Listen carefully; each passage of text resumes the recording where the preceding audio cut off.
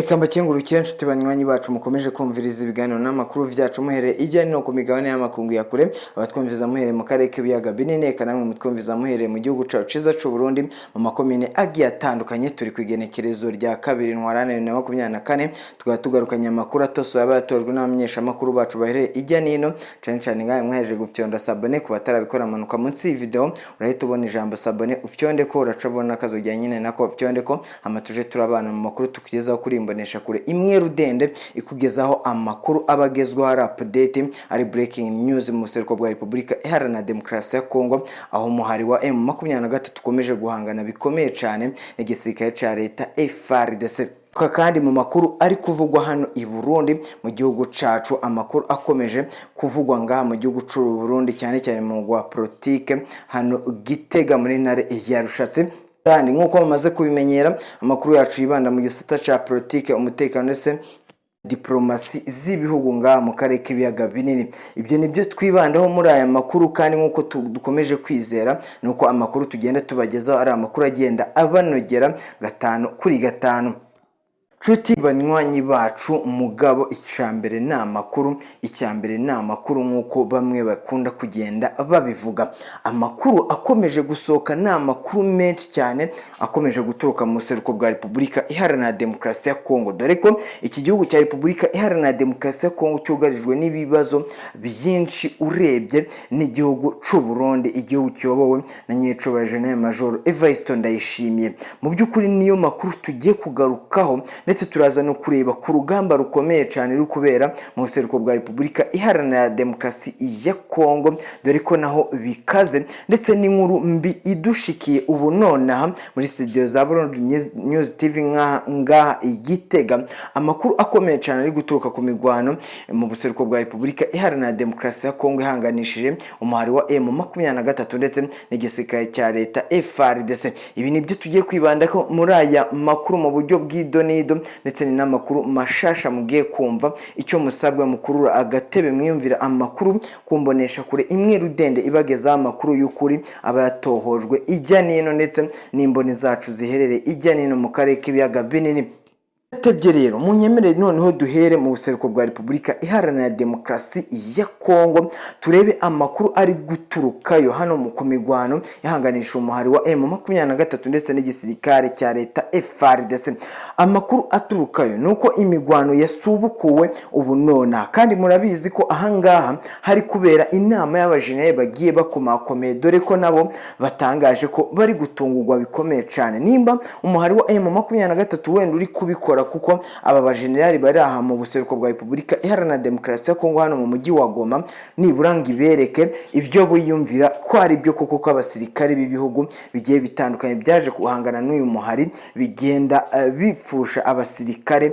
bagwa hano muri iyi migwano mu byukuri ngo amakuru ahari ateye gute abasirikare ba Sadeke baturuka muri South Africa aka kanya inkuru y'incamugongo ishikiye generali Uwanyu ni general wa South Africa witabiye iyi nama ndetse aturutse mu gihugu cya South Africa yumvishe amakuru y'incamugongo ni nyuma yuko nejo bundi hasohotse amakuru akomeye cyane ari kuvuga ko ingabo za Sadeke zishobora kuba zimerewe nabi bikomeye cyane nubwo igihugu cya Republika Iharanira Demokarasi ya Congo gikomeza kubigira ibanga amakuru ahari rero ateye ate abasirikare ba Sadeke ndetse n'aba FARDC ndetse n'ingabo z'u Burundi ingabo za Tanzania MONUSCO Wazalendo ndetse na Maimai Nyatura FDLR yose ni imigwi igwanya uyu muhari wa M23 mu byukuri amakuru adushikira ngo iyi Sadeke yataye abandi isa naho ngibereka ikintu gikomeye ngiri kubereka uburyo ngo bazajya bagaba ibitero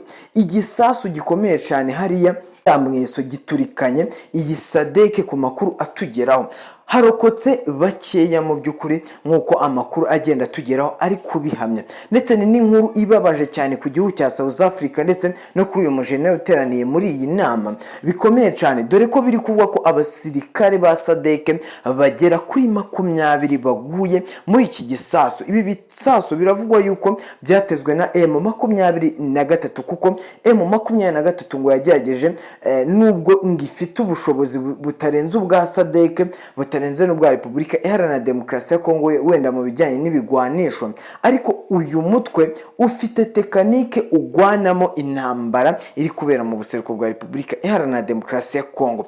Igisasu cyaturikanye aba basirikare abagera kuri 20 bose bahita basiga ubuzima directement ako kanya. Amakuru akomeye cyane nuko byashikiye uyu mujenerali uteraniye hano mu nama ngo bari kwiga ngo buryo bazatsinda umuhari wa M23 ngingamba zigafatwa, kumba abasirikare babo bari gushira ku rugamba bikomeye cyane. Amakuru akomeye cyane nuko aba basirikare iyo baguye ku rugamba bihishwa igihugu cya South Africa ndetse n'umuryango wa SADC.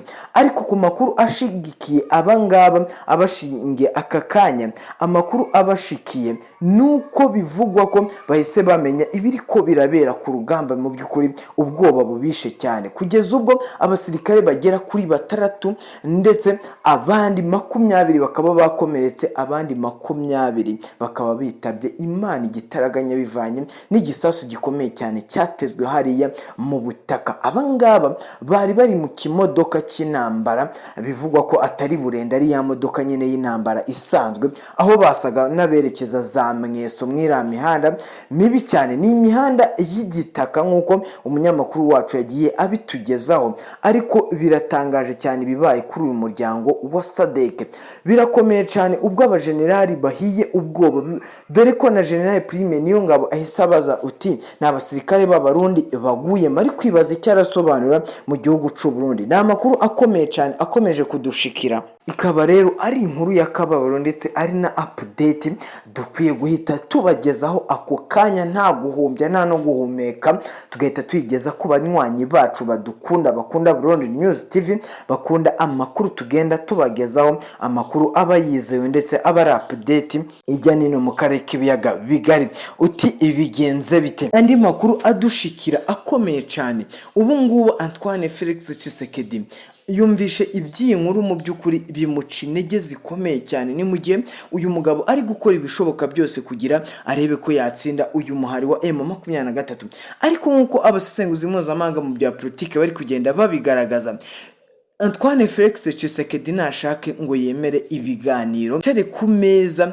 n'abangaba baganire kuri ko umugwi wa M23 binyuze mu muvugizi wawo mu muvugizi uvugira uyu mutwe Lawrence Kanyuka mu rwego rwa politike yagaragaje ko mu by'ukuri M23 ngo idashaka kujya ingigaba ibitero ngo nka SADC, bo ngo bazahangana n'ubagabaho ibitero. Akaba ari tekanike yatangajwe na Majoro Wiringoma uvugira iki gisirikare ndetse akanavugira urwego rw'ibikorwa bya gisirikare byabaye. Mu by'ukuri uyu yaherutse kujya kwitangaza amakuru ubwo yaganiraga n'ikinyamakuru Kivu Morning Post gikorera hariya mu buseruko bwa Repubulika Iharanira Demokarasi ya Kongo. Yagaragaje amakuru akomeye cyane ubwo yagaragaje ko ubu M23 yahinduye imigwanire isigaye igwana n'abayatatse gusa. Ni inkuru ikomeye cyane ikomeza kudushikira. Uyu Majoro Wiringoma yashikirije itangazamakuru akavuga ko ubu M23 ntabwo igihangana na FRDC ngo yirukankeho ngo yirase, oya ngo isigaye itegereza ikayisanga mu birindiro byabo. Iyi niyo tekanike FRDC SADC ingabo z'abarundi zananiwe, na n'ubu ngubu bikaba biri kuvugwa ko abangaba bazakomeza gupfa kwicwa n'umutwe wa M23 igihe icyo ari cyo cyose ngo bataziga ingamba zafashwe n'uyu mutwe wa M23 rero ikaba ikomeje kuduhombya abasirikare ba hano mu gihugu cy'u Burundi benshi. Mu by'ukuri igihugu cy'u Burundi kikaba gikomeje gutakaza abasirikare batari bati, dore ko nyicubahiro Evariste Ndayishimiye mu by'ukuri nta kintu abwira abaturage ndetse akomeza kubahuma amaso, abahuma amaso abajyana mu muhari wa Red Tabara. Nyamara uyu muhari wa Red Tabara ku makuru dufise nuko uyu muhari utera udutero shuma kandi agahuma amaso abaturage ababwira ko ngo umutekano ngo umeze nabi, ngo umuhari wa Red Tabara ukomeje kwataka no kubuza umutekano abene gihugu cy'u Burundi. N'ubundi ibi ngibi biriho, ariko igihombo dukomeje kubwirira mu buseruko bwa Repubulika Iharanira Demokarasi ya Kongo nicyo cy'umurengera, nicyo gifite agaciro imbere ya bene gihugu, imbere y'abakenyezi, imbere y'abanyepolitike bagiye batandukanye, dore ko abanyepolitike bagiye batandukanye bagaragaza amakuru akomeye cyane, bakavuga ko uyu nyiricubahiro General Evariste Ndayishimiye ta nyungu nimwe azigera akura hano mu buseruko bwa Repubulika Iharanira Demokarasi ya Kongo, usibye igihombo gikomeye azateza igihugu cy'u Burundi, azateza abasoda bacu b'igihugu cy'u Burundi. Ibi ngibi birababaje cyane mugabo, mubyumvirize mwe mwumviriza amakuru yacu, tuzojya tubabwira amakuru muhishwa. Nta radio nimwe na FM nimwe yabagezaho amakuru atosoye, amakuru ya nyayo y'ukuri ari update. Ntibakigera bavuga ko ingabo zacu z'u Burundi zaguye mu rugamba, ibyo ngibyo barabihisha. Ibyo ngibyo rero bikomeje kubangamira abanyagihugu ndetse n'abanyepolitike bagiye batandukanye. Baragaragaza ko Antoine Felix Tchisekedi ndetse na nyiricubahiro Evariste Ndayishimiye bakwiye guhagarika ukugwa kw'iyi migwano iri kubera hano mu buseruko bwa Repubulika Iharanira Demokarasi ya Kongo, dore ko ingabo z'u Burundi arizo zikomeza kugwa hano muri iyi migwano. Nanabisubiramwo, n'abasoda b'abarundi bakomeza kugwa muri iyi migwano ugereranyije n'abasoda ba FARDC. Abangaba dore ko baca bagira n'ubwoba bakiruka bagakizwa n'ibirato. Ibi ngibi tuzobisubiramwo dusaba nyiricubahiro Evariste Ndayishimiye kugira icyo yakora, abasoda bacu bakava hano mu buseruko bwa Repubulika Iharanira Demokarasi ya Kongo, agakoresha ibishoboka byose akava muri aya matiku, muri ibi bintu bihanganishije igisirikare cha FARDC ndetse na M23 nk'uko benshi bakunda kugenda babigaragaza. Baragaragaza ko rero iki gisirikare cha SADC, ingabo z'u Burundi, ingabo za Tanzania zizakomeza kugwa muri iyi migwano igihe icyari cyo cyose batazava ahangaha mu buseruko bwa Repubulika Iharanira Demokarasi ya Kongo. Kandi igihe cyose Antoine Felix Tchisekedi nk'uko abasenguzi mpuzamahanga bagenda babigaragaza, igihe cyose atazemera kwicana n'uyu mugwi wa M23 azatakaza bikomeye cyane, haba ingabo haba ubusugire bw'igihugu. M23 nta gihe na kimwe izatsindwa iyi ntambara. Uko bigaragara, tuvugishije ukuri gutomoye, nuko abasesenguzi mpuzamahanga mu bya politike, mu bya diplomasi ndetse n'iby'umutekano bagaragaza ko ubu igihugu cya Repubulika Iharanira Demokarasi ya Kongo gihangayitse bikomeye cyane nyiricubahiro Antoine Felix Tchisekedi Chilombo uyoboye iki gihugu akomeza guhuma amaso abaturanyi ndetse n'abaturage b'igihugu cye, akagaragaza amakuru akomeye cyane ngo uburyo bari guhangana n'umutwe wa M23, ngo uburyo bakomeje ngo kuhahamura, ngo uburyo kandi umuhari wa M23 mugabo urakomeye cyane, urakomeye kuko tugereranyije nta gihe na kimwe turumva ko FARDC, SADC, MONUSCO yirukanse kuri uyu muhari wa M23. Nta gihe na kimwe turumva ko FARDC yirukankanye uyu muhari wa M23, ahubwo amakuru akunda kutugeraho, amakuru atangazwa nabo nyine nka Christian Chiwewe uhagarariye ibikorwa bya gisirikare. Christian Chiwewe aherutse gutangaza inkuru ku rubuga rwe rwa X, inkuru ayihanganisha abasirikare b'abarundi baguye muri iyi migwano, ihanganisha uyu muhari ndetse n'igisirikare cye FAR, yihanganisha South Africa. Abangaba bose bakomeza kugwana mu buseruko bwa Repubulika Iharanira Demokarasi ya Kongo. Bene gihugu, banyagihugu, nihe turi kugana? Igihugu cyacu cy'u Burundi giherereye he? Ibi tuzobivuga munyemene twihuse cyane. Ako karagaciyemo aho twareberaga hamwe uko imigwano hara mu buseruko bwa Repubulika Iharanira Demokarasi ya Kongo uko byifashe, kandi ayo namajwi agiye atandukanye y'abene gihugu, y'abakenyezi agenda asohoka n'ubundi avuga ku migwano iri muri Repubulika Iharanira Demokarasi ya Kongo. Gusa icyo twiyemeje ni kimwe, ni ukubagezaho amakuru ari update, amakuru ari kugenda avugwa ijya neno, cyane ari kuvugwa mu buseruko bwa Repubulika Iharanira Demokarasi ya Kongo. Munyemerere wenda aya makuru tuyasubikire kuri iyi nama iri kubera mu buseruko bwa Repubulika Iharanira Demokarasi ya Kongo. Aba bajenerali biri kuvugwa ko ngo bari kwiga ngo ku buryo bakwirukana umuhari wa M23 ndetse ngo n'uburyo batsinda urugamba no kuri iyi migwano ihanganisha igisirikare cya leta FARDC ndetse n'abandi bari muri iyi migwano nka FDLR FARDC MONUSCO ndetse n'ingabo z'abarundi yewe na SADC. Iyi nama mu by'ukuri iri guhuma amaso abene gihugu ba Repubulika Iharanira Demokarasi ya Kongo. Iyi nama igahuma amaso abaturage ba hano bose bahereye mu karere k'ibiyaga binini. Uti gute? Aba baturage baragaragaza ko cyane cyane abatuye hano muri Kivu y'Amajyepfo bakunze kugaragaza ko iyi nama ahubwo itagamije kwirukana umuhari wa M23, dore ko byanavumbuwe amakuru atangaje. Byavumbuwe ko M23 yamenye amahoteli bari kuraramo, yamenye ngo aho ahariho hose baherereye, dore ko M23 ikiri kuvugwa cyose mu by'ukuri ngiri kuba ni ikibazo gikomeye cyane kuba FARDC yicara, igihugu kikicara, Kinshasa ikicara hasi igatekereza ukuntu yatsinda urugamba, M23 igahita ibimenya directement. Biri kuvugwa rero ko ari ubugambanyi bukomeye cyane buri hano muri iyi nama. N'ubundi hari abajenaye bari kugenda basohoka bagahita batanga amakuru hano kuri uyu mugwi wa M23. Ku makuru yadushikiye nuko n'ubundi amakuru agenda avugwa ko ahangaha harimo ubugambanyi bukomeye cyane, kuko abasirikare ba Congo FARDC, abasirikare b'u Burundi, abasirikare ba Tanzania nibigera batsinda bahora bagwa muri iyi migwano. Igihugu cya Repubulika Iharanira Demokarasi ya Kongo byagicanga cyacanganye ikigwa kigahita gishinja igihugu gituranye cyacyo, igihugu cy'u Rwanda ko ari cyo gikomeje gutiza umuri uyu muhari wa M23. Mu by'ukuri birababaje cyane. Ku yandi makuru yadushikiye atangaje nuko ubu ngubu umuhari wa M23 uri kwidoga bikomeye cyane.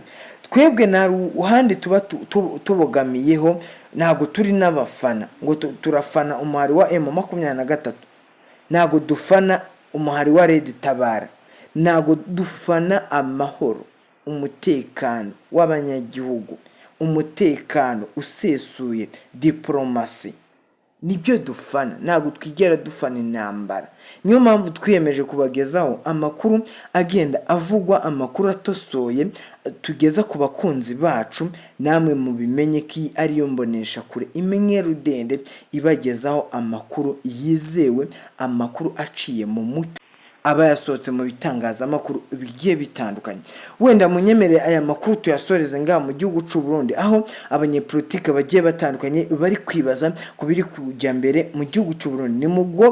Ni muri ubwo buryo n'ubundi basabye amahanga ndetse na Loni guhanga amaso igihugu cy'u Burundi. Ni mu gihe hakwirakwiye inkuru ikwirakwira ijya nino ku isi hose yuko igihugu cy'u Burundi higanjemo iterabwoba ndetse n'agateka kazina muntu kari kugenda gahonyogwa hano mu gihugu cy'u Burundi. Ni ibyo byose ni umutwaro wa Nyicuba General Major Evariste Ndayishimiye yikoreye, kubera ko ubu nawe byomuyobeye cyane, kubera ko akomeza kwifatira amafaranga yo mu buseruko bwa Repubulika Iharanira Demokarasi ya Kongo niyite kuri bene gihugu. Ubu amakuru adushikira nuko igihugu cy'u Burundi kiri mu bihugu byafatiwe ibihano kwisi bikomeye cyane, bivanye nuko iki gihugu n'ubundi gikomeza kwiganzamo ruswa, guhonyora agateka kazina muntu.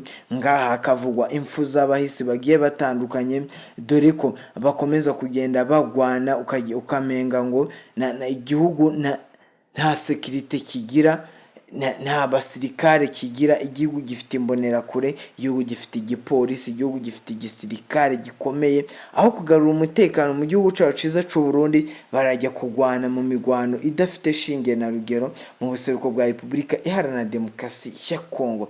Ibi ngibi Nyicuba General Evariste Ndayishimiye azokomeza abishinjwe mpaka aba basoda bacu barekeye kujya hano mu buseruko bwa Repubulika Iharanira Demokarasi ya Kongo, dore ko n'andi makuru agenda tugeraho ari uko bakomeza n'ubu Repubulika Iharanira Intwaro Rusange ya Congo. Ayo niyo makuru yaragezweho ndetse n'ubusesenguzi twagiye duhabwa. Nshuti banywanyi bacu, mutwemerere dusoreze aha aya makuru, gusa amakuru yacu nakagaruka, amakuru yacu agaruka umwanya ku mwanya, igihe icyo ari cyo cyose tubonye update duhita tuyigeza ku bakunzi bacu. Mwakoze kutwumva no kubana natwe muri aya makuru n'iki kiganiro. Ciao ciao.